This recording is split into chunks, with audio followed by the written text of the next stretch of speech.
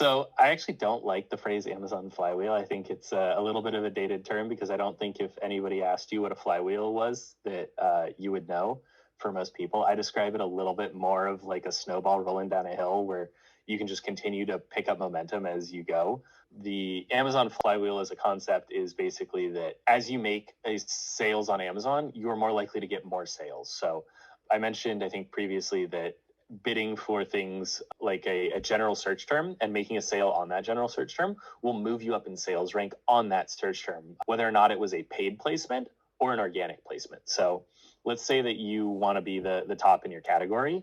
If you bid aggressively on the kind of primary search term for your category and get a bunch of conversions on that, you might be 16th in your organic rank, but after having a really successful ad campaign for maybe like a week or two on the top term of your category, if you got more sales than anybody else, you would move up toward the top of search. And if you're organically appearing in the top 2 to 3 of search, it's kind of like Google, where most of us aren't scrolling beyond those first 2 or 3 results that we're seeing. So on Amazon, I think it's probably closer to 8 total, with usually 4 of those are paid and 4 of those are organic. But if you can get into the top 4 organic placements, you're going to get a lot more sales. And even going from second or third to first, you'll get a lot more sales, and you'll get things like a bestseller badge or other items or other like tags that Amazon will give you that will make people more likely to click on your product and complete a purchase. So it's sort of a rich get richer scenario where the more momentum and the more successful your product is, the more traffic Amazon is sort of going to funnel your way.